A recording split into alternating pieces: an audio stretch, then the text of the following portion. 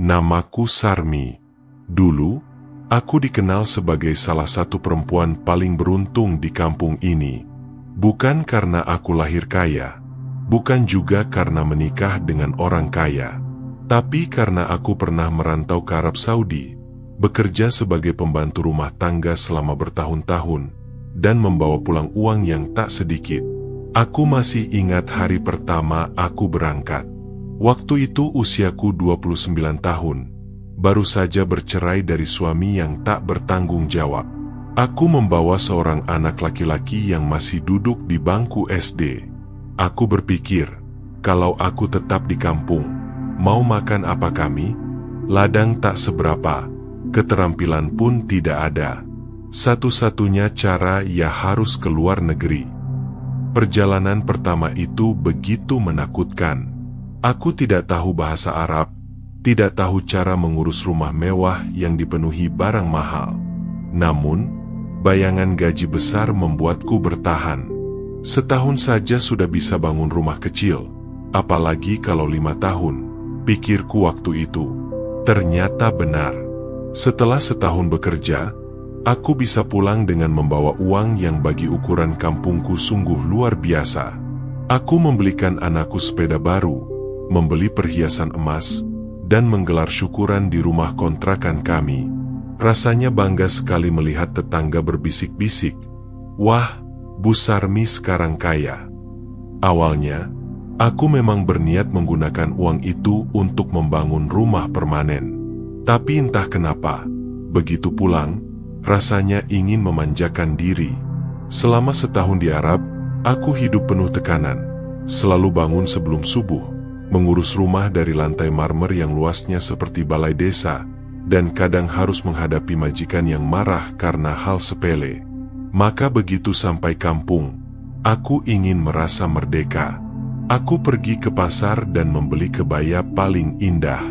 Aku membelikan anakku pakaian mahal yang biasanya hanya dipakai anak pejabat. Setiap sore aku nongkrong di warung kopi dengan teman-teman lama, mentraktir mereka tanpa berpikir panjang.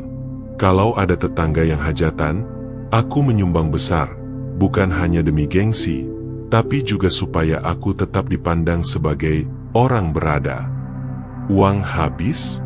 Tak masalah, pikirku. Tahun depan aku berangkat lagi. Begitulah yang kulakukan selama beberapa tahun. Setiap kontrak kerja selesai, aku pulang dengan membawa uang banyak, lalu menghamburkannya selama beberapa bulan. Kadang aku membeli perhiasan, tapi kemudian kugadaikan atau kujual ketika uang menipis. Anehnya, aku tidak pernah sungguh-sungguh menyisihkan untuk tabungan jangka panjang. Aku sempat berkata pada diri sendiri, nanti kalau sudah 10 tahun kerja, aku buka toko kelontong atau warung makan. Pasti untungnya lumayan. Tapi setiap kali niat itu muncul, aku selalu menunda. Rasanya lebih seru membeli barang-barang baru, atau mengajak keluarga besar liburan ke kota. "Mak, beli televisi yang besar lagi dong, biar kalau nonton bola enak," pinta anakku suatu kali. Tanpa pikir panjang, aku turuti. Bahkan kubelikan juga sound system mahal supaya rumah kami ramai kalau ada tamu. Aku merasa semua itu wajar karena aku bekerja keras di negeri orang. Lagi pula, bukankah hidup hanya sekali? Namun, tanpa kusadari, waktu terus berjalan. Usia tak lagi muda. Rambutku mulai beruban, dan tenagaku tidak sekuat dulu. Majikan di Arab Saudi mulai memperhatikan bahwa aku sering sakit pinggang, lebih lambat saat membersihkan rumah, dan kadang harus istirahat lebih lama. Tapi waktu itu, aku tak peduli. Aku hanya berpikir, selama mereka masih mau mempekerjakan aku, uang akan terus datang. Aku tidak pernah membayangkan akan tiba satu hari ketika tak ada lagi yang mau menerimaku bekerja di sana. Orang bilang, masa paling indah dalam hidupku adalah ketika aku berada di puncak kejayaan sebagai seorang TKW. Saat itu aku sudah hampir 8 tahun mondar-mandir Arab Indonesia.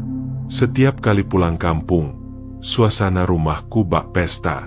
Wah, Bu Sarmi pulang lagi. Nanti traktir bakso, ya? Seru anak-anak tetangga sambil berlarian ke arahku.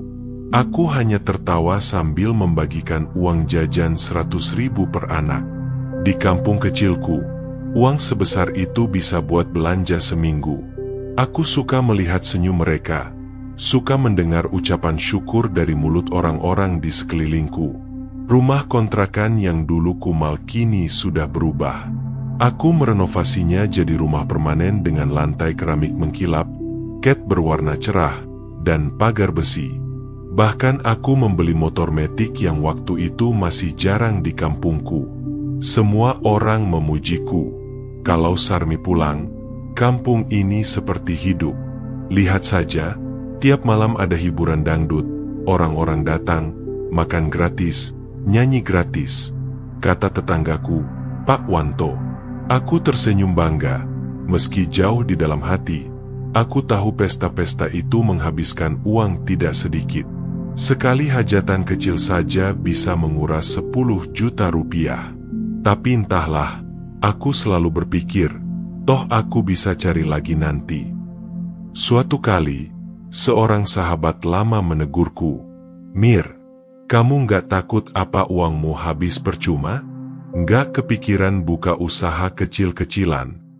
Aku menjawab dengan ringan, masih banyak waktu, Rin.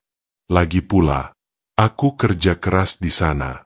Sekali kontrak 2 tahun bisa bawa pulang ratusan juta. Buka usaha juga butuh modal besar, kan? Nanti kalau sudah genap 10 tahun, baru aku pikirkan serius. Tapi 10 tahun itu datang begitu cepat. Aku tak sadar usia sudah menginjak 40.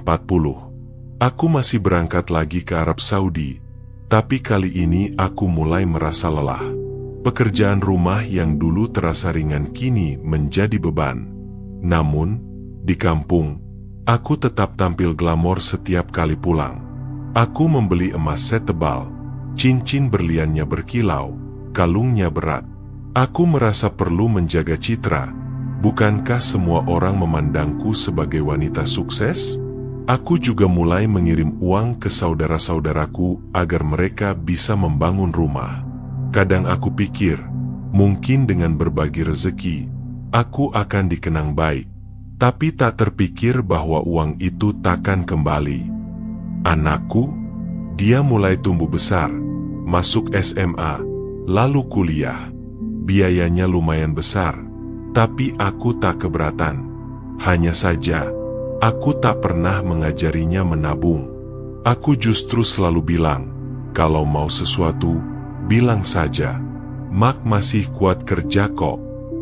Seolah-olah aku akan terus bisa mengirim uang selamanya. Puncak kejayaan itu benar-benar membuatku mabuk akan pujian. Aku disanjung, dihormati, bahkan jadi tempat orang meminjam uang. Padahal, aku jarang memikirkan diri sendiri. Aku lupa menghitung berapa lama lagi tubuh ini mampu bekerja di negeri orang, jauh dari keluarga, dengan tekanan luar biasa. Pada satu titik, aku merasa menjadi orang kaya baru. Aku bisa membeli barang-barang branded di mall besar ketika transit di Jakarta, bisa menginap di hotel mewah sebelum terbang kembali. Kadang aku sengaja memamerkan foto-foto di media sosial, sekadar menunjukkan bahwa hidupku makmur. Tapi di balik itu semua, aku tak pernah menyisihkan uang untuk masa depan. Tabungan di bank hanya berisi saldo kecil, itu pun sering kugunakan saat pulang. Perhiasan emas memang banyak, tapi seringkali kugadaikan untuk kebutuhan mendadak. Kini, jika kuingat-ingat lagi, aku benar-benar menutup mata pada kenyataan bahwa suatu saat majikan akan berkata, "Maaf, umur Anda sudah tidak muda. Kami butuh pekerja yang lebih kuat." Namun pada masa itu, aku tidak mau berpikir sejauh itu. Aku hanya menikmati sorak-sorai, pujian, dan gengsi yang terasa manis. Tidak kusadari, manis itu hanya sementara. Tahun itu, aku baru saja menyelesaikan kontrak ke-14. Usia sudah menginjak 48 tahun.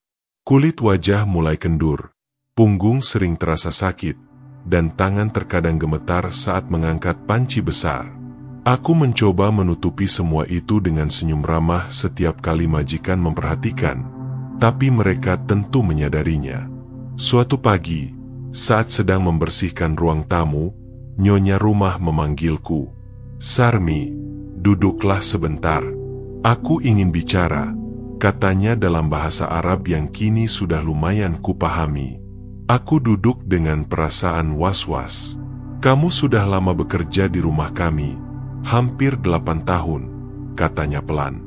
"Tapi, pekerjaanku semakin berat untukmu. Aku ingin mencari pembantu yang lebih muda. Bukan karena aku tidak suka padamu, tapi karena kamu perlu istirahat." Aku mencoba tersenyum, meski dada terasa sesak. "Apakah kontrak saya tidak diperpanjang, Nyonya?" "Maaf, Sarmi. Kami sangat berterima kasih padamu, tapi setelah kontrak ini selesai, kamu pulang saja ke negaramu. Nikmati waktumu bersama keluarga," jawabnya dengan nada tulus. Aku hanya mengangguk, lalu kembali ke kamar sambil menahan air mata. Bukan karena sedih harus pulang, tapi karena belum siap menghadapi kenyataan, tidak ada lagi pekerjaan setelah ini. Ketika hari kepulangan tiba, aku menatap sekeliling rumah majikan dengan perasaan campur aduk. Inilah tempat yang telah memberiku penghasilan selama bertahun-tahun.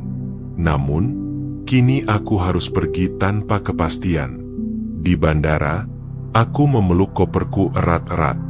Semoga di kampung nanti aku bisa buka usaha kecil, pikirku. Namun begitu sampai rumah, godaan langsung datang. Tetangga berdatangan menyambut, memuji, bahkan meminta traktiran. Aku tidak tega menolak. Lagi-lagi uang hasil kontrak terakhir habis untuk pesta, membeli barang-barang baru, dan memberi pinjaman kepada saudara. Aku masih berharap bisa kembali ke Arab. Aku menghubungi agen tenaga kerja, tapi jawabannya selalu sama. "Maaf, Bu, usia ibu sudah hampir 50.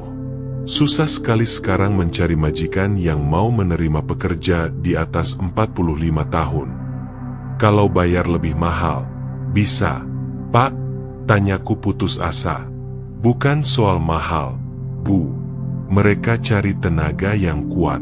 Nanti kalau ibu sakit di sana, mereka yang rugi," jawabnya. Aku pulang dengan langkah gontai. Hari-hari berikutnya, aku mencoba berbagai cara, menawarkan diri ke beberapa keluarga kaya di kota, bahkan mencoba pekerjaan sebagai asisten rumah tangga lokal. Tapi upahnya sangat kecil, tidak sebanding dengan tenaga yang dikeluarkan. Kenapa dulu aku tidak menabung? Kenapa aku tidak buka usaha saat masih kuat? Batinku berkali-kali. Sementara itu, tubuhku semakin renta. Sakit pinggang menjadi-jadi, lutut sering nyeri, dan mataku mulai rabun. Setiap kali melihat perhiasan emas yang masih tersisa, aku tahu cepat atau lambat akan kugadaikan lagi hanya untuk makan. Anakku yang kini sudah menikah pun tidak bisa banyak membantu. "Mak, aku juga lagi susah. Anak-anak butuh biaya sekolah," katanya suatu kali ketika aku mencoba meminta sedikit bantuan. Aku hanya mengangguk, meski hatiku pedih. Dulu aku selalu memenuhi semua keinginannya, tapi kini saat aku butuh, dia tak bisa memberi. Malam itu, aku duduk di teras, memandangi langit gelap sambil mengelus dada. Inikah balasan dari hidup yang penuh foya-foya tanpa pikir panjang? Hari-hari di kampung kini terasa panjang dan sunyi. Tidak ada lagi jadwal berangkat ke bandara, tidak ada lagi koper besar berisi oleh-oleh, tidak ada lagi tetangga yang ramai memuji. Mereka yang dulu sering datang untuk minta traktiran kini jarang berkunjung. Mungkin mereka merasa tidak ada yang bisa diharapkan dariku lagi. Aku mencoba bertahan dengan menjual makanan kecil di depan rumah. Pisang goreng, tahu isi, tempe mendoan. apa saja yang bisa dijual. Namun hasilnya hanya cukup untuk makan sehari-hari. Kadang malah rugi karena bahan-bahan naik harga sementara pembeli tidak seberapa. Pernah juga aku mencoba menjual perhiasan yang dulu kubanggakan. Satu persatu kalung dan gelang itu berpindah tangan. Rasanya pedih melihat emas yang dulu kukenakan saat pesta kini berubah menjadi lembaran uang yang cepat sekali habis. Suatu sore, seorang tetangga lewat dan berkata, "Bu Sarmi, dulu rumah ibu ramai sekali. Sekarang kok sepi?" "Ya." Aku hanya tersenyum kecut. "Namanya juga hidup, Bu. Ada masanya di atas, ada masanya di bawah." Tetangga itu tersenyum hambar lalu pergi, tanpa menawarkan bantuan apapun. Aku tidak bisa marah. Memang aku yang salah karena dulu terlalu membuang-buang uang. Malam hari adalah saat terberat. Aku sering duduk sendirian di teras, memandangi jalan gelap, sambil mengenang masa-masa ketika semua orang memujiku. Saat itu aku merasa seperti ratu. Kini, aku hanyalah perempuan tua dengan sakit pinggang dan tabungan kosong. Pesta terakhir yang kuadakan sebelum kepulangan permanen itu masih jelas dalam ingatan. Aku mengundang seluruh warga kampung, menyewa organ tunggal, bahkan menyediakan kambing guling. Semua orang makan dengan lahap, bernyanyi dengan riang. Aku tersenyum sepanjang malam, merasa menjadi pusat dunia. Namun, setelah pesta itu, dompetku nyaris kosong. Aku hanya menyisakan sedikit uang untuk ongkos mencari pekerjaan baru. Ketika akhirnya tidak ada majikan yang mau menerima, barulah kusadari, pesta itu bukan perayaan kesuksesan, melainkan perpisahan dengan kehidupan mewahku. Sekarang, hari tuaku hanya diisi dengan menjual jajanan, mengurus rumah kecil, dan sesekali menjahit baju tetangga untuk tambahan uang. Aku sudah jarang membeli daging, apalagi makanan mewah. Nasi, sayur bening, dan ikan asin sudah cukup mengenyangkan. Kadang aku merasa ingin menangis setiap kali mengingat masa lalu. Tapi air mata tidak bisa mengembalikan waktu. "Mak, jangan terlalu dipikirkan," kata anakku suatu kali saat berkunjung. "Yang penting sekarang kita sehat." Aku mengangguk, meski di dalam hati aku ingin berkata, kalau saja dulu Mak menabung, kita tidak akan hidup sesulit ini. Malam ini, aku duduk di depan rumah kecilku, ditemani suara jangkrik dan angin yang sesekali berdesir melewati daun jendela. Lampu jalan redup, tapi cukup untuk membuatku melihat bayanganku sendiri di kaca. Wajah yang dulu sering dipoles dengan bedak mahal kini tampak kusam. Rambut yang dulu sering disemir kini beruban seluruhnya. Aku menarik napas panjang. Beginilah hidup, Mir, bisikku pada diri sendiri. Semua kemewahan dulu hanya sementara. Yang abadi hanyalah penyesalan jika kita tak mempersiapkan hari tua. Aku sering bertanya-tanya dalam hati, mengapa dulu aku tak pernah berpikir jauh? Padahal aku tahu pekerjaanku di Arab Saudi tidak bisa kulakukan selamanya. Tubuh manusia ada batasnya. Tapi saat uang ada di tangan, rasanya dunia begitu indah. Aku ingin tampil sebagai orang sukses, ingin dihormati, ingin merasakan semua yang dulu tak mampu kubeli. Kini, yang tersisa hanyalah rumah kecil yang hampir roboh, beberapa perabot lama, dan beberapa helai pakaian yang lusuh. Perhiasan emas, semua sudah habis dijual. Tabungan, kosong sejak lama. Aku menatap anakku yang tertidur di ruang tamu bersama cucu-cucuku. Mereka sesekali datang menginap, meski tak sering karena kesibukan masing-masing. Aku mencintai mereka, tapi aku tahu mereka tak bisa selalu diandalkan. Mereka pun berjuang untuk keluarganya sendiri. Pagi tadi, seorang tetangga muda datang berkunjung. Dia baru saja berangkat menjadi TKW ke Timur Tengah. Melihat wajahnya yang penuh semangat, aku seperti melihat diriku puluhan tahun lalu. "Bu Sarmi, Doakan saya sukses. Ya, biar bisa seperti ibu dulu. Pulang bawa banyak uang, katanya sambil tersenyum. Aku mengangguk, lalu berkata pelan, "Nak, bolehkah ibu titip pesan?" "Pesan apa, Bu?" "Jangan ulangi kesalahan ibu. Jangan habiskan uangmu hanya untuk pesta dan gengsi. Sisihkan untuk masa depanmu. Bangun rumah, buka usaha, atau tabung di bank. Karena kelak, ketika usiamu tak muda lagi, tak ada yang bisa menjamin hidupmu kecuali persiapanmu sendiri." Wajahnya tertegun. Aku bisa melihat dari matanya bahwa kata-kataku menusuk dalam. Aku berharap ia benar-benar mengambil pelajaran. Malam semakin larut. Aku menatap langit gelap yang bertabur bintang. Air mataku mengalir, bukan hanya karena penyesalan, tapi juga rasa syukur. Meski terlambat, aku masih diberi kesempatan untuk menyampaikan pesan kepada orang lain agar tidak bernasib sepertiku. Ya Allah, bisikku, terima kasih masih memberiku napas, meski hidupku kini sederhana. Lindungi anak dan cucuku. Jangan biarkan mereka mengulang kesalahanku. Aku menghela napas panjang, lalu tersenyum tipis. Hidup memang tak bisa diulang, tapi penyesalan bisa menjadi pelajaran. Esok pagi, aku akan tetap bangun, memasak, menyiapkan jajanan kecil untuk dijual. Hidup harus berjalan, walau tak semewah dulu. Dan malam itu, untuk pertama kalinya setelah sekian lama, aku bisa memejamkan mata tanpa beban terlalu berat.